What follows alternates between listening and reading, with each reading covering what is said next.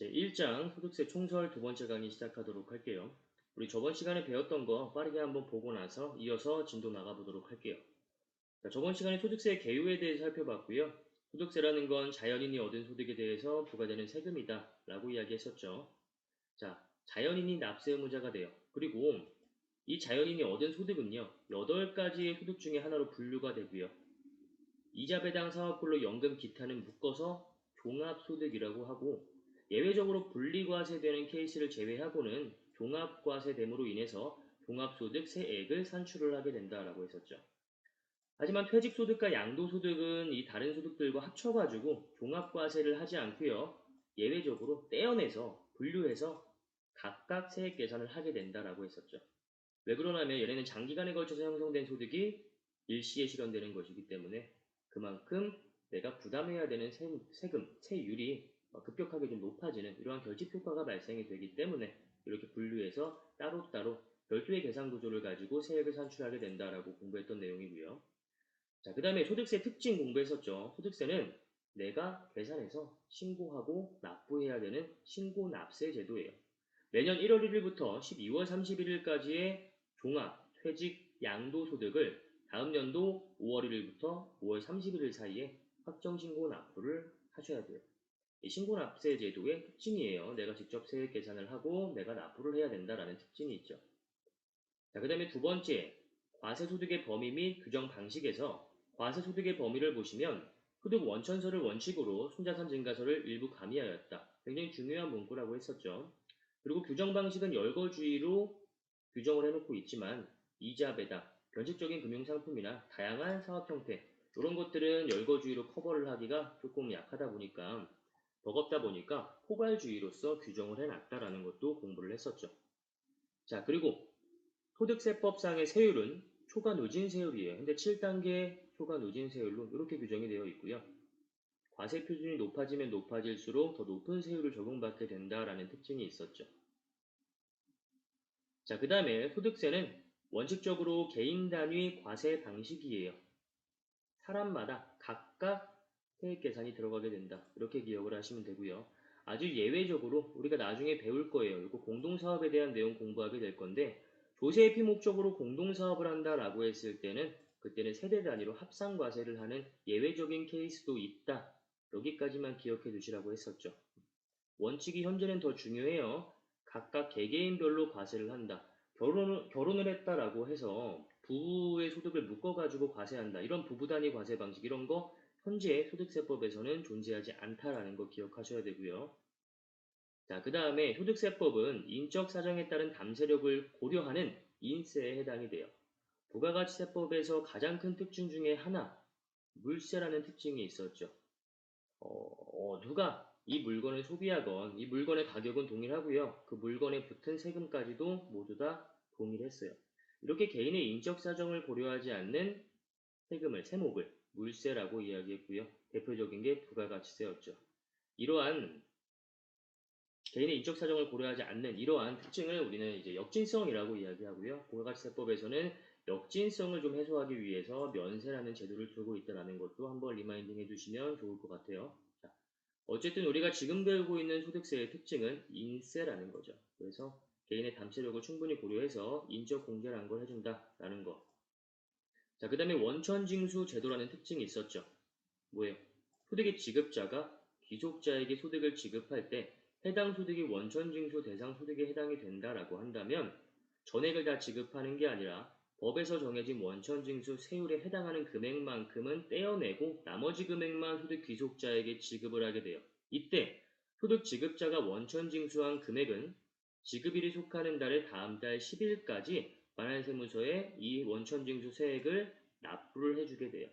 귀속자가 납부해야 되는 세금을 소득의 지급자가 대신 납부하게 된다는 특징, 원천징수 제도의 특징이었어요. 그래서 소득 지급자는 항상 소득을 지급할 때 이 소득이 원천징수 대상인지 아닌지를 판단해 보셔야 되고요. 그 다음에 이 반대의 입장에 있는 소득의 귀속자는 내가 받는 소득이 완납적 원천징수 대상인지, 즉 분리과세 대상인지 아니면 예납적 원천징수 대상, 즉 종합과세 대상인지를 판단하셔야 돼요. 만약에 내가 받는 소득이 분리과세 대상이다라고 한다면 완납적 원천징수 대상이다라고 한다면 이 원천징수 제도에 의해서 소득 귀속자의 납세 의무는 종결된다라고 했었죠. 이 해당 소득에 대한 납세 의무 더 이상 소득의 귀속자에게는 존재하지 않아요. 하지만 내가 받는 소득이 종합과세 대상이다라고 한다면 나는 원천징수 되기 전의 소득까지 모두 다 종합소득에 합산해서 과세를 한 다음에 세액 계산을 한 다음에 마지막에 내가 납부할 세액에서 기납부 세액으로 원천징수된 세액만큼을 차감해서 그 다음에 최종적으로 내가 납부할 세액을 계산하게 된다. 이러한 특징이 있었죠. 결국 종합과세 대상인 경우에는 이렇게 원천징수 제도에 의해서 원천징수된 금액은 기납부 세액으로서의 의미만 가지고 있는 것이다. 이렇게 이야기했던 기억도 나고요. 자, 그 다음에 오늘 우리가 공부하게 될 내용은 납세 의무자에 대한 내용이에요. 소득세를 누가 납부하게 될 것이냐, 이걸 결정짓는 것이죠. 우리 소득세법 이 총설에서 첫 페이지에 소득세법은 자연인이 얻은 소득에 대해서 과세되는 세금이다라고 공부를 했었죠. 그래서 자연인, 즉 개인이 납세 의무자가 된다라는 거 공부했던 내용이에요. 근데 지금 납세 의무자라고 해놓고 양가로 1번에 거주자 그리고 비거주자라는 개념이 등장을 하게 되었어요. 자, 이거를 우리 한번 연결을 시켜볼게요. 일단 소득세의 납세 의무자는 개인, 자연인이 맞아요. 이 개인을 납세 의무 범위에 따라서 거주자와 비거주자로 구분을 하고 있는 거예요. 거주자의 납세 의무 범위를 먼저 보시면 국내외 모든 소득에 대한 무제한 납세 의무다라고 나와 있고요. 비거주자의 납세 의무를 보시면 국내 소득에 대해서만 과세하는 제한 납세 의무다라고 나와 있죠. 이렇듯 개인이 거주자인지 비거주자인지에 따라서 납세 의무의 범위가 달라지기 때문에 구분에 실익이 생기게 되는 거예요. 자, 일단 비거주자의 정의를 먼저 보시면 별도의 정의가 없죠. 그냥 거주자가 아닌 자라고 되어 있어요. 그럼 우리는 거주자의 정의만 기억을 하시면 되겠죠. 자, 거주자의 정의 한번 살펴보도록 할게요. 국내, 즉 대한민국에 주소를 두고 있거나 1과세기간 이내 183일 이상의 거소를 둔 개인의 경우에는 거주자로 구분이 돼요. 우리 뭐 주소에 대한 정의는 따로 할 필요가 없겠죠. 우리 뭐 어떤 서류에 주소 기재하라 라고 한다면 이거 뭐 생각하고 써요? 아니죠. 그냥 내가 살고 있는 곳 자연스럽게 쓰시잖아요. 맞아요. 그게 주소예요. 그럼 교수님 주소가 없는 사람도 있을까요? 있죠. 예를 한번 들어볼게요.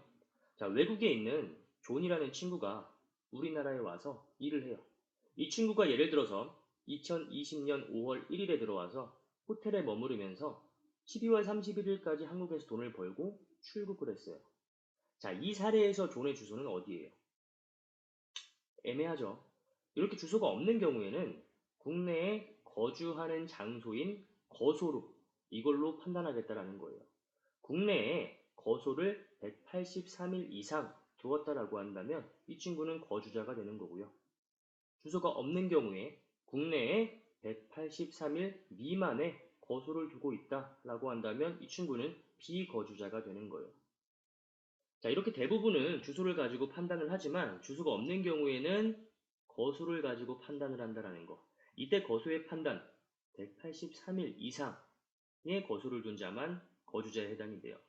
단 여기서 이 183일을 계산을 할 때 주의하셔야 될 게 1과세기간 이내에 판단하시는 거예요.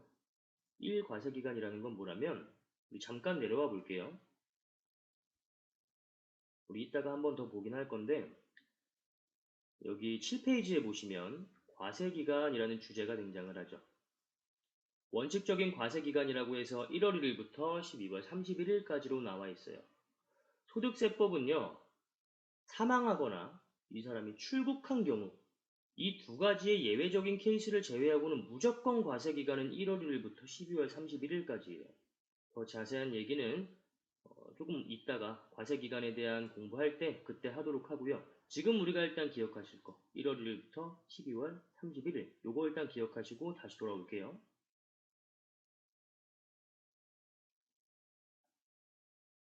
자, 2020년이라고 가정해 볼게요. 2020년 1월 1일부터 12월 31일 이 사이에 이 1년 동안 365일 동안 183일 이상의 거수를 두었다라는 건 1년 중에 반은 한국에 머물러 있었다라는 거예요. 그렇다라고 한다면 이 사람은 거주자로 보겠다라는 규정인 거죠. 요거 한번 볼게요. 별표 4번에 예제 케이스를 하나 적어놨는데 예를 들어서 2019년 8월 1일부터 2020년 5월 30일까지 한국에 거소를 둔 케이스를 한번 생각해 볼게요. 이 사람 2019년부터 8월 1일부터 2020년 5월 31일까지 보면 이 기간을 합쳐보면 183일 이상이 돼요. 그렇죠? 근데 거주자인지 비거주자인지 판단할 때는 이렇게 기간을 무조건 합산해가지고 183일을 계산하시는 것이 아니고요. 2019년에 거주자인지 비거주자인지를 판단하실 때는 2019년 1월 1일부터 12월 31일까지 1년 사이에 365일 사이에 183일 이상을 거주하였나 이거 가지고 판단하시는 거예요. 8월 1일부터 12월 31일까지 계산하면요. 183일 이상이 안 돼요. 183일 미만이 돼요. 그렇기 때문에 이 사람은 비거주자에 해당이 되는 거고요.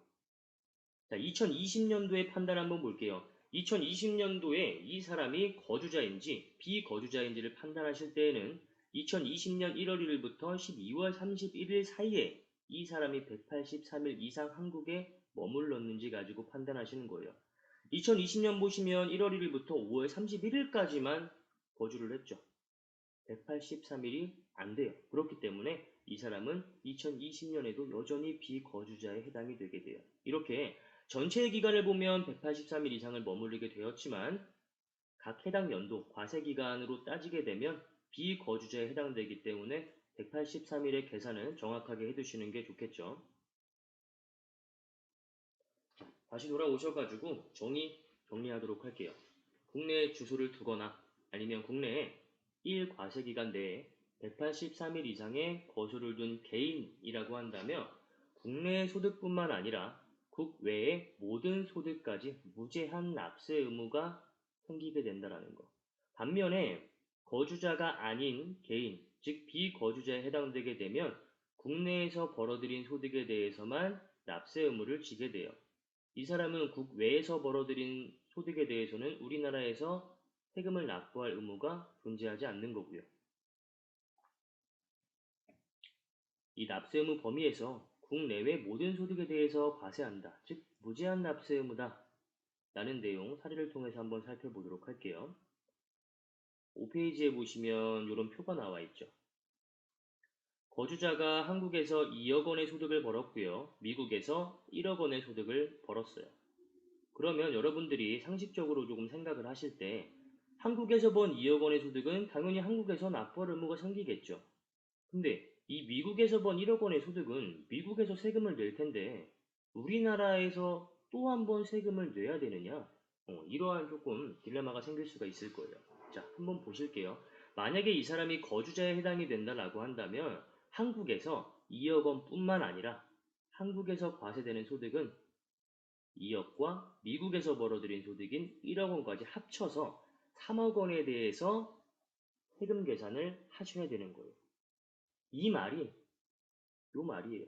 국내외 모든 소득에 대해서 과세하겠다. 무제한 납세 의무이다. 요 문구예요. 요거를 숫자로 표현해 보면 한국에서 벌어들인 소득뿐만 아니라 외국에서 벌어들인 소득까지도 모두 다 한국에서 납부할 의무가 있다라는 거. 자, 그러면 미국에서 이미 세금을 0.2억만큼 내고 한국에 들어왔어요. 그러면 이 1억 원에 대해서는 미국에서도 세금을 내고 한국에서도 세금을 내는 국제적인 이중과세 문제가 존재를 해요. 이러면 당연히 이 납세 의무자가 억울하겠죠. 이 억울함을 풀어주기 위해서 일단 모든 소득을 합쳐서 세액 계산을 한 다음에 외국에서 이미 납부한 세금은 외국 납부 세액이라고 해서 기납부 세액 성격으로 차감을 해줘요. 최종적으로 한국에서 납부할 세금은 0.1억 원이 된다. 이렇게 현재 계산을 하고 있어요. 지금 뭐 이거 기납부 세액으로 차감시켜준다라는 거 요것도 뭐 기억해 두시면 좋겠지만 지금 중요한 건 요거예요. 거주자에 해당이 된다면 국내 소득뿐만 아니라 국외 소득까지 모두 다 합산해서 과세가 된다라는 거. 요거 멘트를 좀 기억을 하셔야 되고요. 자, 그 다음에 거주자의 납세 의무 범위에 밑에 단이라고 해서 단서가 존재를 해요. 외국인 단기 거주자, 뭐 아직 배우진 않았으니까 잘 모르겠죠. 외국인 단기 거주자는 국내 원천 소득과 국외 원천 소득 중 국내에서 지급되거나 국내로 송금된 소득만 과세를 하겠다라는 아주 예외적인 이런 케이스가 규정이 되어 있어요. 일단 외국인 단기 거주자에 대한 정의 한번 보고 오실게요. 자, 외국인 단기 거주자란 해당 과세기간 종료의 10년 전부터 국내에 주소 또는 거소를 둔 기간의 합계가 5년 이하인 외국인 거주자를 의미해요.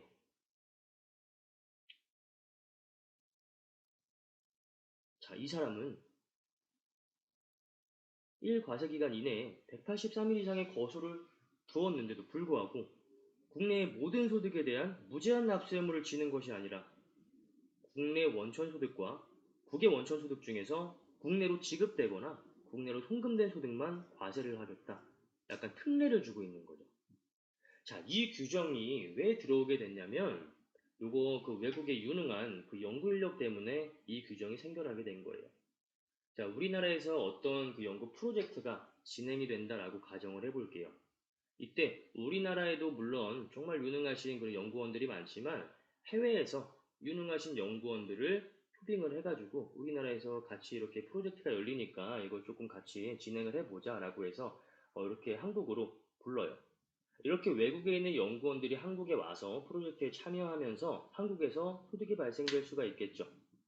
이랬을 때 만약에 이 프로젝트가 182일에 머무른 지 182일 이내 이때에 프로젝트가 종료가 된다라고 한다면 이 사람은 비거주자이기 때문에 그냥 우리나라에서 번 소득에 대해서 우리나라에서 납부를 하고 그냥 출국을 하시면 돼요. 근데 만약에 이 연구원이 머무른 기간이 183일 이상이다라고 한다면 그러면 이 연구원은요 우리나라에서 벌어들인 소득뿐만 아니라 이 사람의 외국에서 벌어들인 소득까지도 모두 다 합쳐가지고 대한민국에 납세 의무를 져야 돼요. 그러면 이 연구원이 우리나라에서 계속해서 이 연구를 진행을 할까요? 당연히 안 하겠죠. 이거 잘못하다가 한국에 이거 돈 벌러 왔다가 이거 버는 돈보다 떼고 가는 세금이 더 많을 수도 있어요. 그렇죠? 그렇기 때문에 이 연구원들은요 182일까지만 있다가 출국을 해버려요. 그럼 한국에서 이 프로젝트가 진행이 될 수가 없을 거 아니에요. 이러한 점을 좀 보완하기 위해서 외국인 단기 거주자라는 특례를 두게 된 거예요. 그래서 외국인 단기 거주자에 해당이 된다라고 한다면 일단 국내 원천 소득은 국내에서 벌어들인 소득은 당연히 국내에 납부를 하셔야 되는 거고요. 국외 원천 소득이 있다라고 한다면 모두 다 과세가 되는 것이 아니라 국외 원천 소득 중에서 국내에서 지급이 되거나 국내로 송금된 소득에 한해서만 과세를 하겠다. 약간 조금 특례를 주고 있다. 이렇게 정리를 하시면 되겠죠. 자, 거주기간의 계산 여러분들도 한 번씩 이렇게 쭉 읽어보시면 될 것 같고요. 거주자와 비거주자의 의제에 대해서 보도록 할게요. 아니, 방금 전에 거주자, 비거주자에 대한 정의 우리가 공부를 했었고, 그 거주자에 대한 정의에 따라서 거주자인지 비거주자인지 구분을 했었어요. 근데 이것만 가지고 구분을 하면 너무나 좋겠지만, 의제라는 규정이 또 있어요. 우리가 공부를 하실 때 쉽게 생각하시려면, 우리가 방금 위에서 봤던 그 해당 정의는 거주자와 비거주자를 구분하는 원칙이다라고 생각을 하시면 되고요. 지금 우리가 공부하고 있는 의제 규정은요, 예외라고 생각하시면 돼요. 자, 일단 의제에 대한 용어 정리부터 해야 될 것 같아요. 의제라는 건 무엇이 아니나 무엇으로 보겠다라는 게 의제에 대한 용어 정리예요. 거주자가 아니나 거주자로 보겠다라는 게 거주자로 의지하는 경우이고요. 비거주자가 아니나 비거주자로 보겠다라는 게 비거주자로 의지하는 경우에 해당이 돼요. 자, 이런 지금 규정이 왜 존재를 하는지 케이스를 한번 살펴보도록 할게요. 자, 첫 번째. 국내에 거주하는 개인이 계속하여 183일 이상 국내에 거주할 것을 요하는 직업을 가진 때,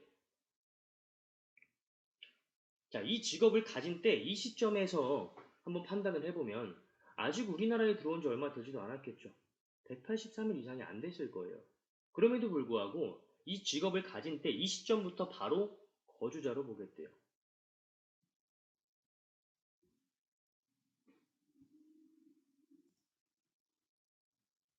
왜 그럴까요?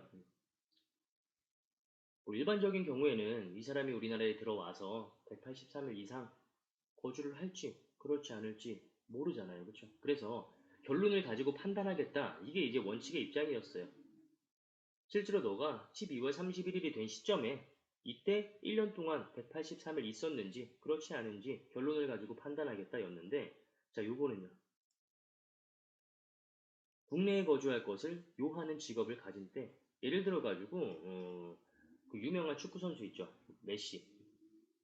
메시가 지금 바르셀로나 지금 스페인 리그에서 뛰고 있어요. 근데 만약에 메시가 K리그에서 뛰게 되었다. K리그와 계약을 하게 되었다. 라고 했을 때, 이 구단 계약은요, 일반적으로 뭐 몇 개월 이렇게 하지 않아요. 그렇죠? 몇 년씩 계약을 하게 되죠. 그러면 이 사람이 K리그와 계약을 하게 되었을 때 이미 국내에 183일 이상은 거주를 하겠다라는 게 분명해져요. 그렇죠? 결론이 눈에 보인다라는 거예요.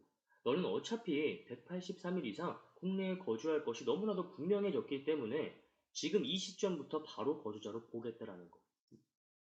자, 요 규정을요, 정의에 비추어 보면 국내에 거주하는 개인이 계속해서 183일 이상 국내에 거주하는 것을 요하는 직업을 가진 때 이 시점에는 현재 거주자의 정의에 부합하지 않아요. 그렇죠? 거주자는 연말에 가서 183일 이상인지 아닌지를 판단하기 때문에 현재 시점에서는 183일 이상 거주하지 않았으므로 거주자에 해당이 되지 않아요. 하지만 이 의제 규정에 따라서 이렇게 183일 이상 국내에 거주할 것을 요하는 직업을 가진 때 너는 이때 이미 결론이 보인다라는 거죠. 183일 이상 너는 지금부터 이 직업을 가진 때부터 183일 이상을 거주할 것이 너무나도 분명해. 그렇기 때문에 나는 너를 이 시점부터 거주자로 볼게. 이게 거주자 의제 규정이에요. 밑에도 다 마찬가지예요. 국내에 거주하는 개인이 국내에 생계를 같이 하는 가족이 있고 그 직업이나 자산 상태에 비추어 계속 183일 이상 국내에 거주할 것으로 인정이 되는 때, 이때도 결론 가지고 판단하는 게 아니라 여러 가지 정황상 보니까 너는 국내에 183일 이상 있을 게 너무나도 분명해. 그렇기 때문에 그냥 미리 거주자로 볼게. 요게 거주자 의제 규정이에요. 자, 비거주자로 의지하는 거 한번 볼게요. 요거를 뒤집어 놨다라고 생각하시면 돼요.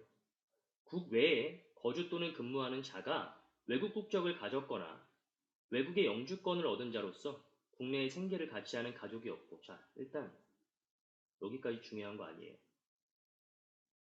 우리 아까 잠깐 누락하고 온 것 같은데 정말로 중요한 문구였어요. 거주자의 판정은요, 국적과 무관해요. 미국인이어도요, 대한민국의 거주자가 될 수 있는 거고요.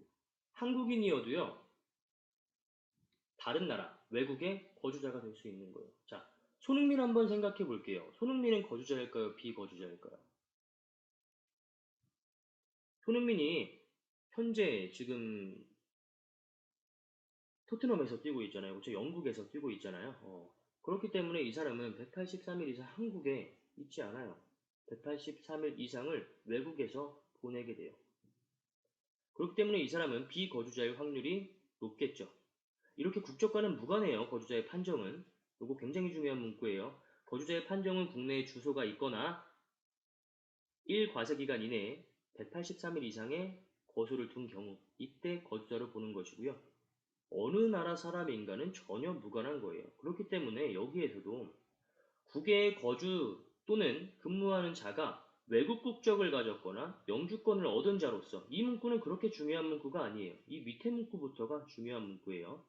국내에 생계를 같이 하는 가족이 없고 그 직업, 가산 상태에 비추어 다시 입국하여 주로 국내에 거주하리라고 인정이 되지 않는 때, 거주자 의제 규정과 반대 케이스라고 생각하시면 되겠죠. 결국 우리는 이것만 외워두면 요거는 자연히 얻어지는 거예요. 자, 두 번째 한번 볼게요. 거주자로 의지하는 경우 승무원이에요. 이 승무원의 특성이 있죠. 예를 들어 가지고 승무원이 일주일은 비행을 하고요. 일주일은 국내에 머물러요. 그럼 이 사람은 거주자예요? 비거주자예요? 이것도 약간 애매하잖아요. 그렇죠? 국내도 아니고 국외도 아니고 비행기에 타 있는 그 순간 막 이렇게 되게 애매해진단 말이에요. 그래서 이 계산이 좀 어렵기 때문에 승무원들은요, 이렇게 구분을 하고 있어요.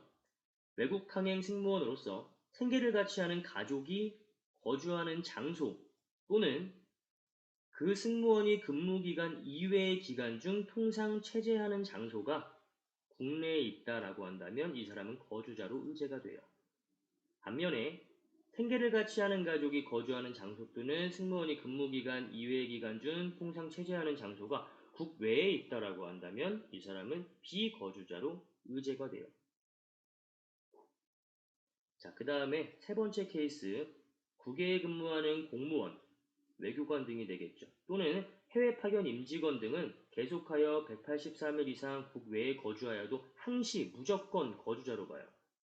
반대로 주한 외교관과 그 가족, 합중국 군대 구성원, 군무원 및 그들의 가족은 항시 비거주자로 봐요. 이렇게 거주자로 의지하는 경우와 비거주자로 의지하는 경우 완전히 반대이기 때문에 하나를 외워서 나머지 하나를 문제 풀 때 활용을 하시면 되겠죠. 자, 여기서 하나 주의하실 거. 해외 파견 임직원 한번 볼게요. 해외 파견 임직원은 거주자나 내국법인의 국외 사업장이나 내국법인이 100% 직접 또는 간접 출자한 해외 현지 법인 등에 파견된 임직원을 말한다라고 나와있죠. 중요한 거 100%예요.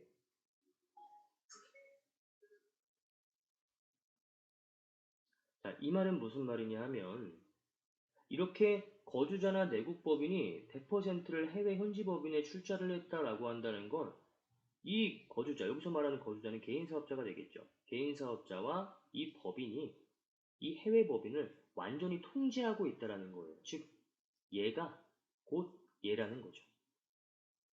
여기서 근무를 하나, 여기서 근무를 하나, 어차피 이거 전부 다 국내에 있는 거주자나 내국 법인의 것이기 때문에 여기서 근무를 하나, 여기서 근무를 하나 상관이 없다라는 거예요. 또이또이라는 거예요.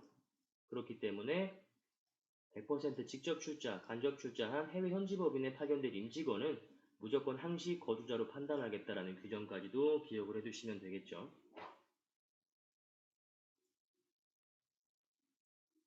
자, 그러면 거주자와 비거주자, 정의, 그리고 의제까지 살펴봤는데 요거 한번 케이스 한번 보도록 할게요.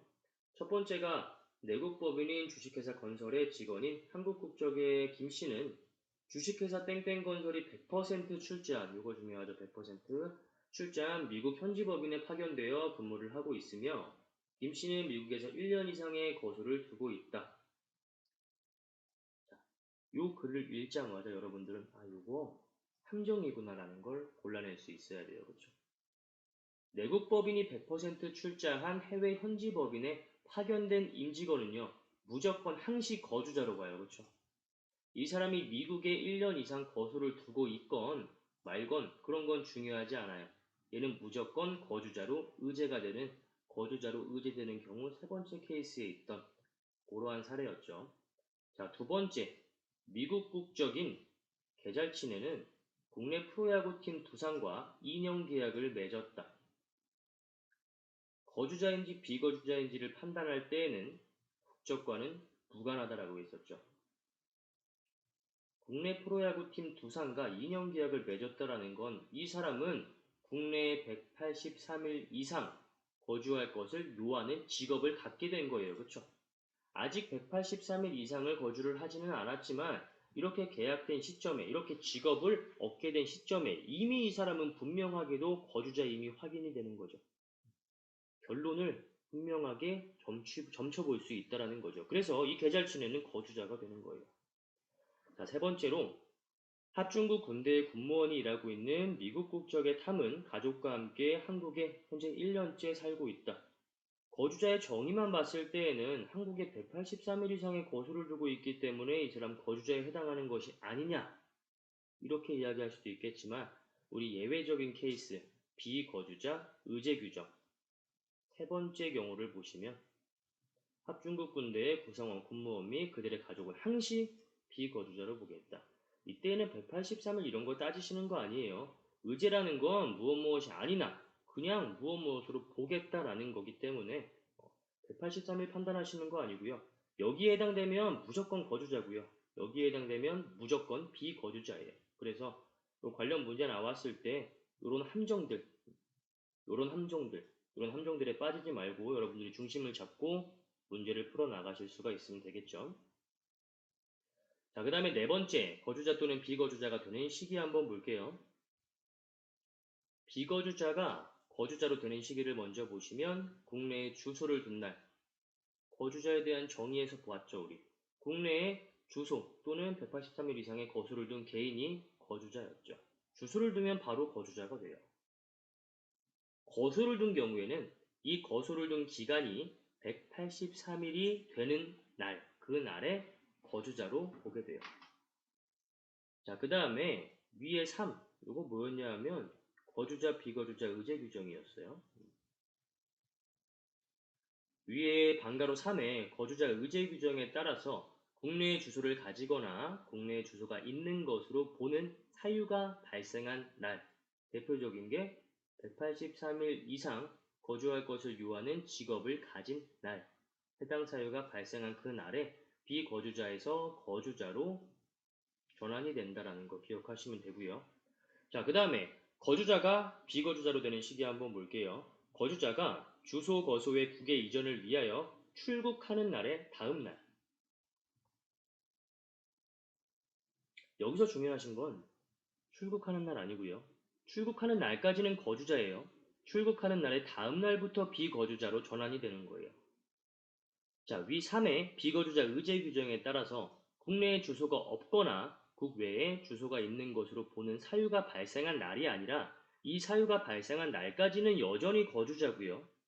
그 사유 발생 날의 다음 날부터 비거주자로 전환이 되는 거예요. 전환되는 시점이 좀 다르죠. 요거는 해당 날, 비거주자로 되는 시기는 그 날의 다음 날로 규정이 되어 있다라는 거 유의하시면서 정리를 하시면 될 것 같아요.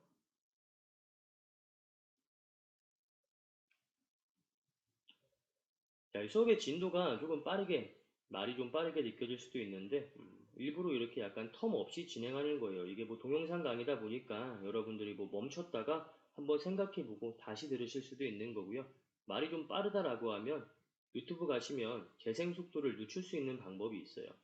그렇게 해가지고 조금 늦게, 늦춰가지고 들으시면 되고요. 아, 나는 좀 말이 너무 느린 것 같아서 빨리 듣고 싶다라고 하시면 마찬가지로 재생 속도를 좀 높이는 방법도 있어요.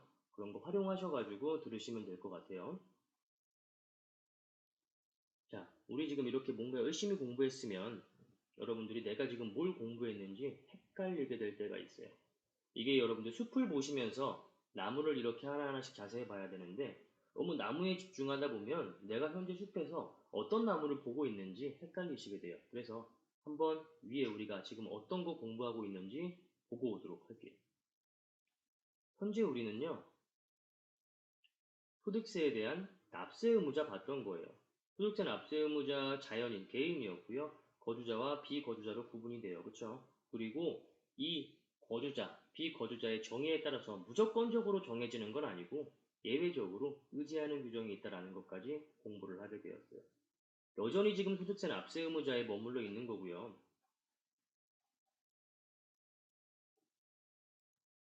이 법인으로 보는 단체 외에 법인 아닌 단체도 여전히 납세 의무자에 해당되는 케이스예요.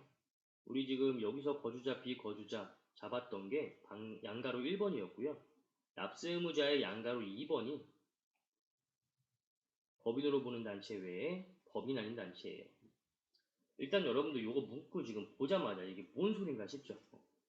뭐내 거인데 내 거 아닌 내 거 같은 너도 아니고 말이 약간 좀 그래요. 그래서 항상 보면서 이건 꼭 말을 이렇게 정리를 해놨어야 됐나라는 의문이 좀 들긴 하는데 이번에 개정이 된 규정이에요. 한번 보도록 할게요.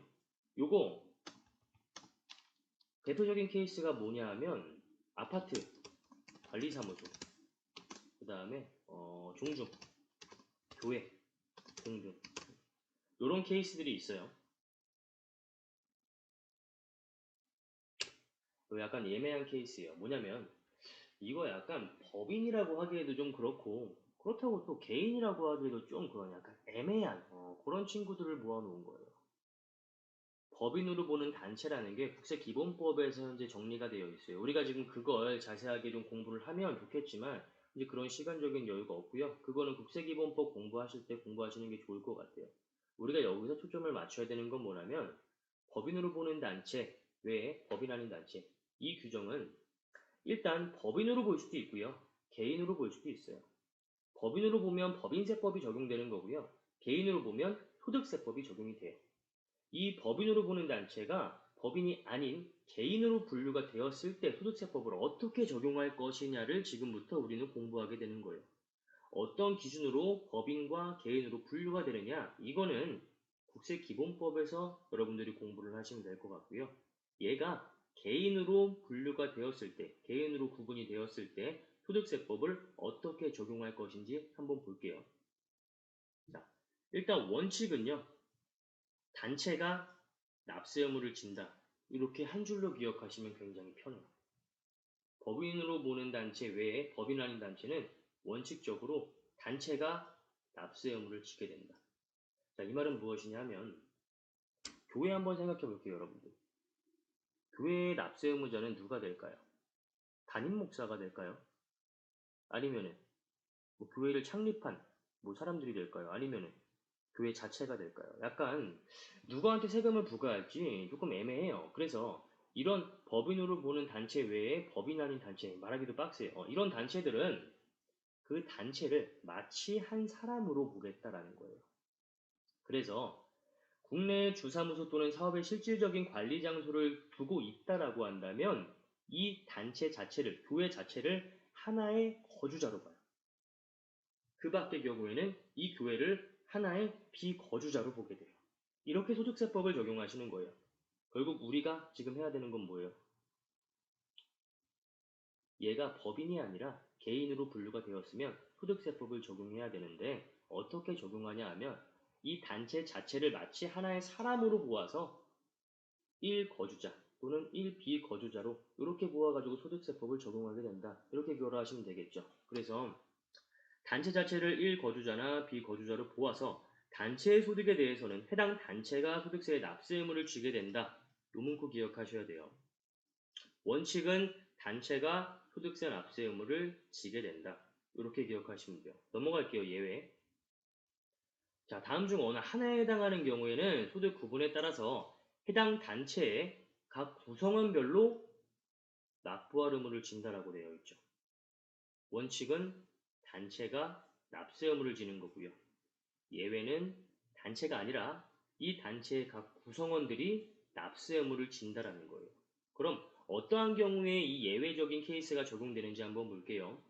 구성원 간의 이익의 분배 비율이 정하여져 있고 해당 구성원별로 이익의 분배 비율이 확인이 되는 경우다. 두 번째, 구성원 간의 이익의 분배 비율이 정하여져 있지 아니하나 사실상 분배가 되는 것으로 확인이 된다. 이럴 때에는 단체가 아니라 각 구성원별로 납세 의무를 지겠다라는 것이죠. 당연히 그렇지 않겠어요? 단체가 해당 소득을 관리하는 게 아니라 단체가 소득을 벌었으면 이 소득에 대한 일정 부분만큼을 각 구성원들이 가져간대요. 분배를 다 해간대요. 그러면 소득의 귀속자는 누구겠어요? 최종적인 소득의 귀속자는 단체가 아니라 각 구성원이겠죠. 그럼 당연히 각 구성원들이 각각 납부할 의무를 지게 되는 것이겠죠. 이렇게 쉽게 생각하시면 돼요.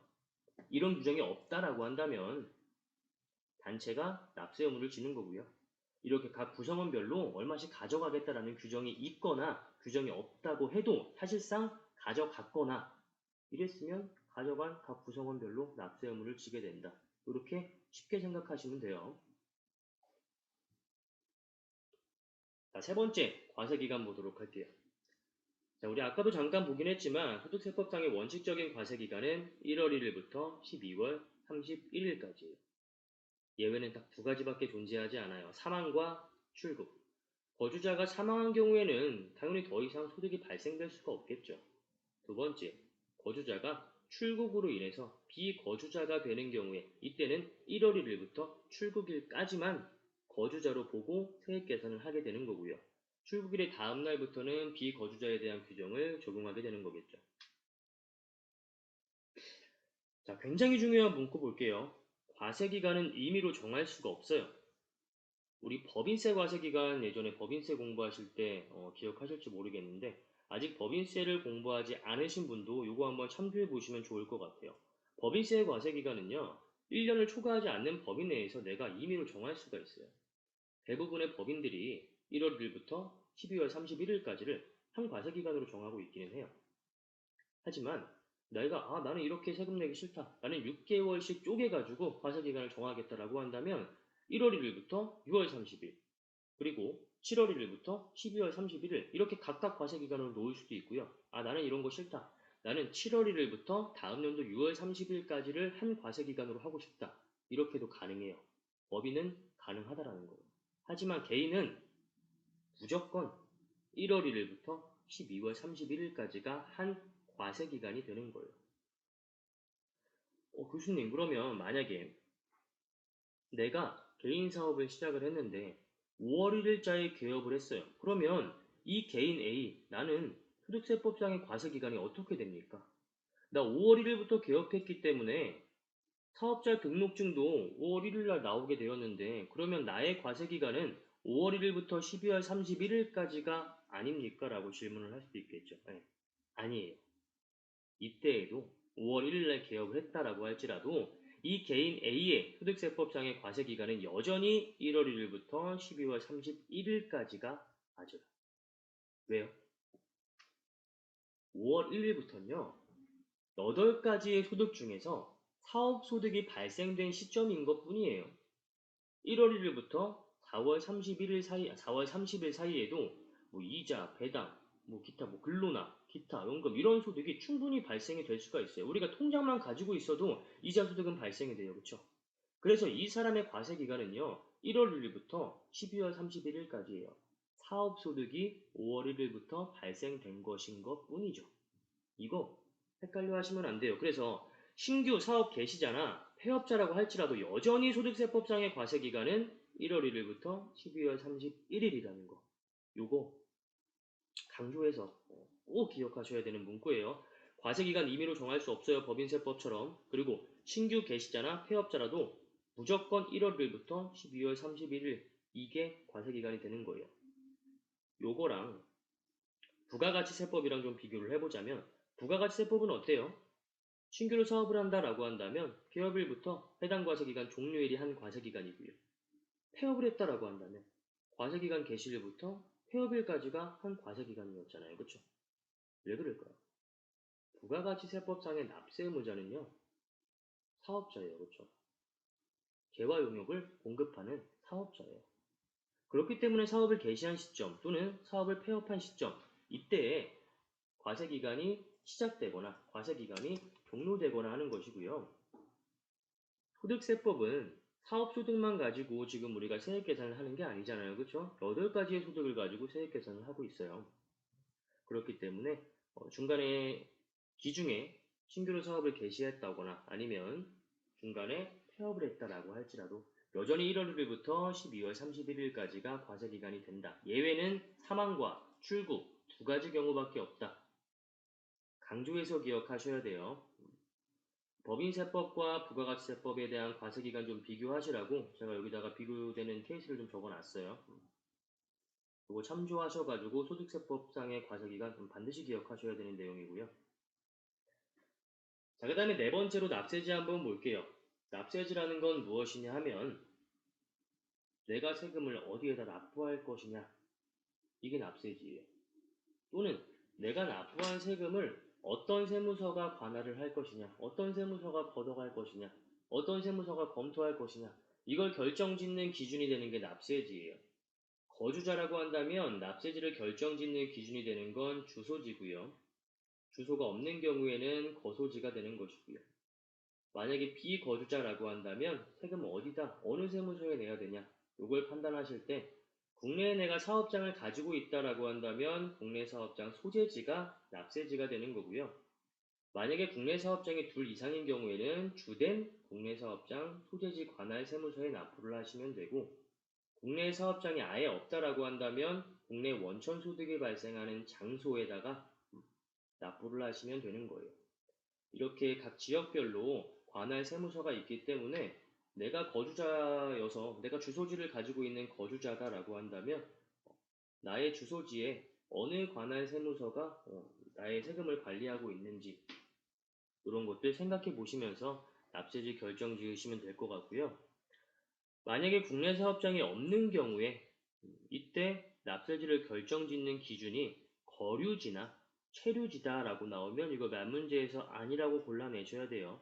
국내 원천소득이 발생하는 장소가 납세지가 된다라는 것도 말문제 대비하셔가지고 추가적으로 기억하셔야 될 문구이고요. 자, 마지막으로 종합소득세에 대한 계산구조 들어가 보도록 할게요. 자, 우리 이자 배당 사업근로 연금 기타를 묶어서 종합소득이다라고 불렀어요. 그리고 이걸 묶어가지고 예외적으로 분리과세되는 케이스를 제외하고는 종합과세에서 종합소득 세액을 산출한다라고 이야기를 했었죠. 아니 처음에 소득은 8가지로 분류한다라고 했으면서 얘는 왜 6가지로 묶어가지고 과세를 합니까? 이러면 그냥 아예 처음부터 소득에 대한 정의로 나눌 것이 아니라 그냥 아예 처음부터 얘네들은 종합소득이다라고 이렇게 이야기하면 되는 거 아닙니까? 라는 질문을 할 수도 있는데요. 왜 그러냐 하면 각 소득마다 소득 금액을 계산하는 계산 방식이 달라요. 종합소득, 종합과세한다라고 해서 무조건 해당 소득을 다 묶어가지고 과세를 하는 건 아니에요. 계산 구조가 모두 다 동일하지는 않아요. 소득 금액을 계산하는 이 계산 구조까지는 각각의 소득마다 다 다르게 규정이 되어 있고요. 이 소득 금액이 산출된 이후에 각각의 소득 금액을 다 묶어서 우리는 이걸 종합소득 금액이다라고 이야기해요. 여기서부터 세액을 산출하는 규정이 동일한 것이고요.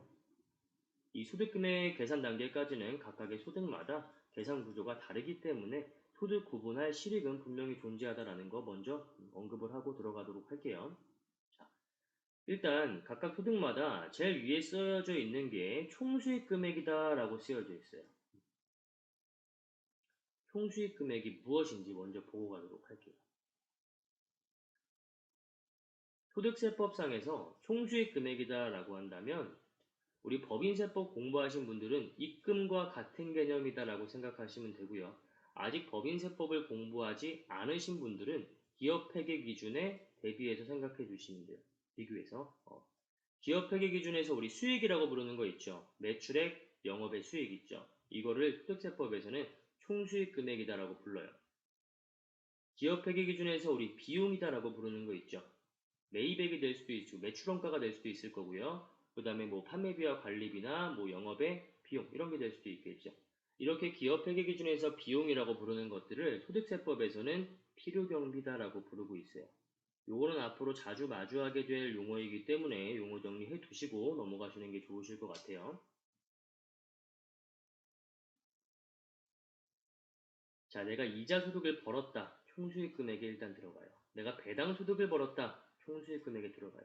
내가 기타 소득을 벌었다. 마찬가지로 총수익 금액에 들어가고요.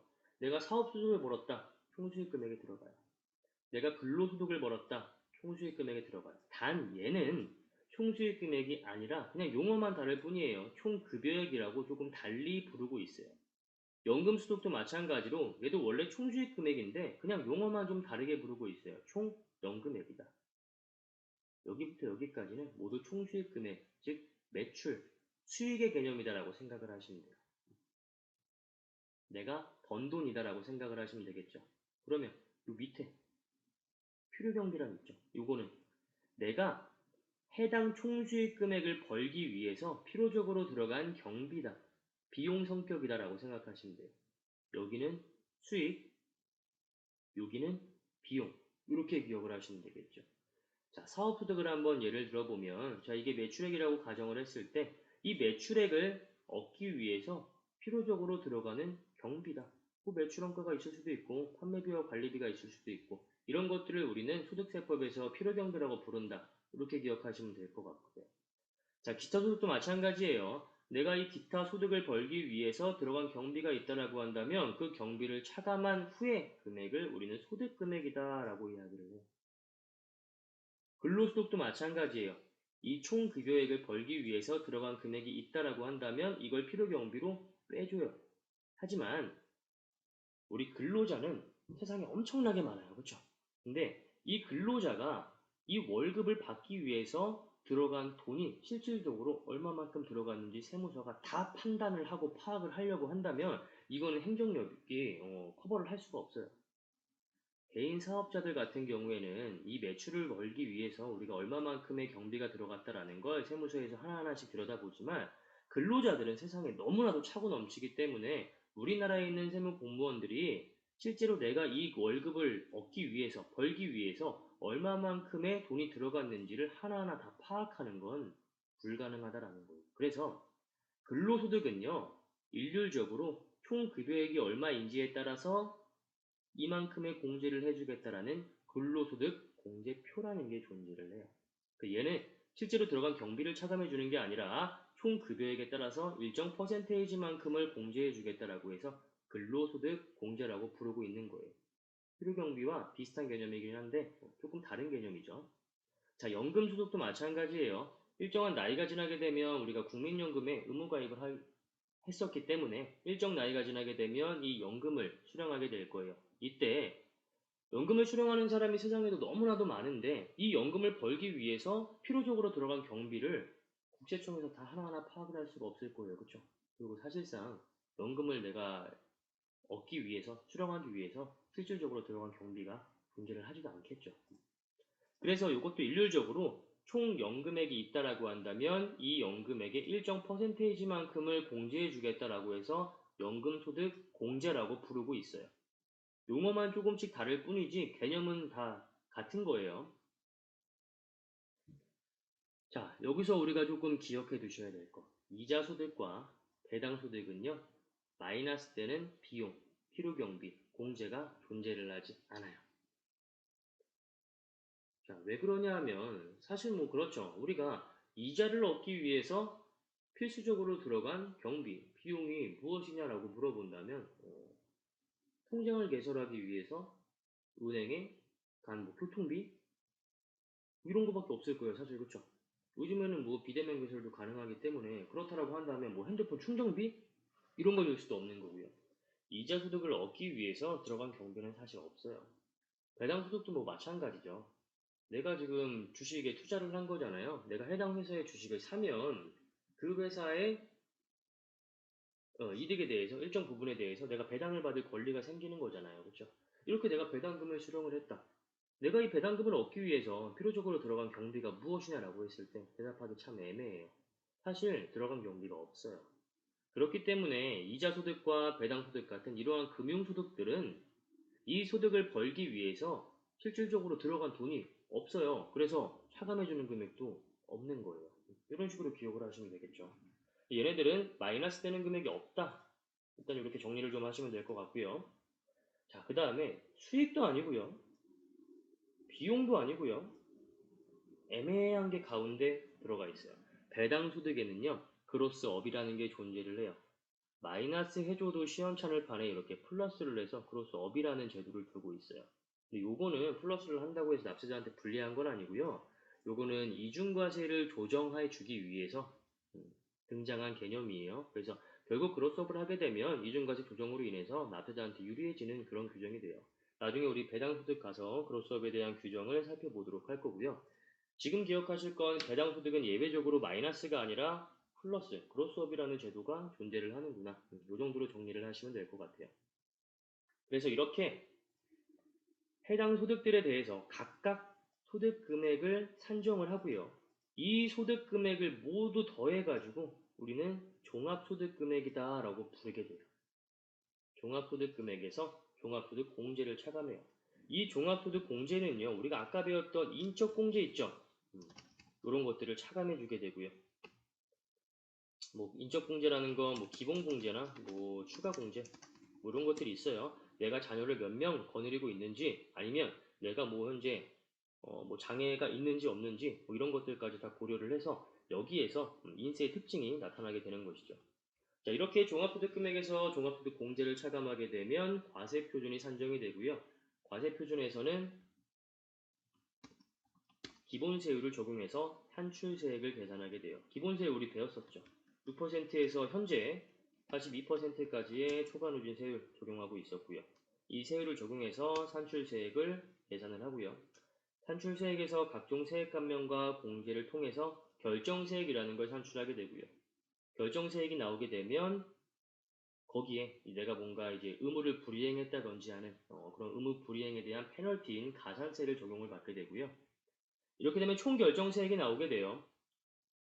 그 다음에 내가 미리 납부해놨던 세액 있죠. 뭐 중간연합 세액이라든지 아니면 아까 우리가 배웠던 외국 납부 세액이라든지 아니면 원천징수 세액이라든지 이렇게 미리 납부했던 세액을 차감하고 나면 내가 실질적으로 이번에 얼마만큼의 세액을 추가적으로 납부하면 되는구나라는 자진납부세액이 산출이 되게 되는 거죠.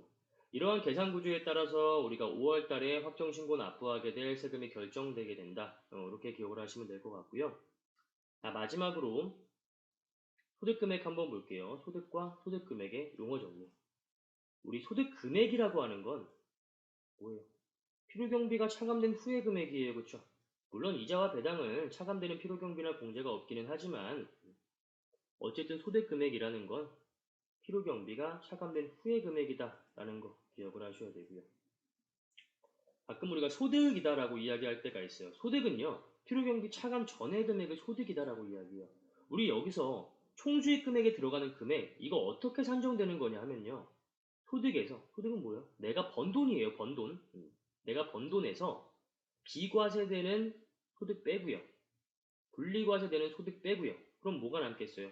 종합과세되는 소득만 남게 되겠죠. 이걸 우리는 총수익 금액이다라고 부르는 거예요. 그래서 여기에 들어가는 총수익 금액은요. 소득에서 비과세 빼고 분리과세 제외한 종합과세되는 소득이구나.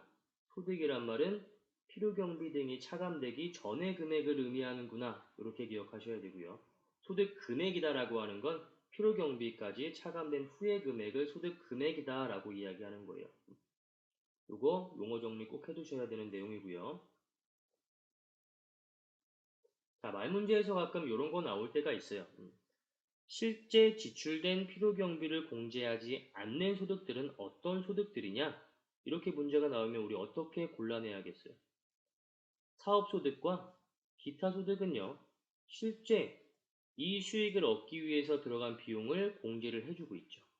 실제 들어간 경비를 공제를 해주고 있어요. 하지만 나머지 이자, 배당, 근로연금은 실제 들어간 필요경비를 공제를 해주는 게 아니라 이자, 배당은 아예 공제 자체가 없는 것이고요. 근로소득과 연금소득은 일률적으로 총 급여액의 몇 퍼센트만큼 공제를 해주겠다. 총 연금액의 몇 퍼센트만큼 공제를 해주겠다라는 공제 규정이 별도로 존재를 하고 있다. 이렇게 생각하시면 되겠죠. 그래서 실제 들어간 필요경비를 공제해주지 않는 소득은 이자, 배당, 근로연금이다. 이렇게 골라내시면 되겠죠. 자, 이렇게 해가지고 우리 소득세 1장 총선에 대한 강의 마무리하도록 하고요. 이어서 우리 금융소득인 이자소득과 배당소득에 대한 내용 살펴보도록 할게요.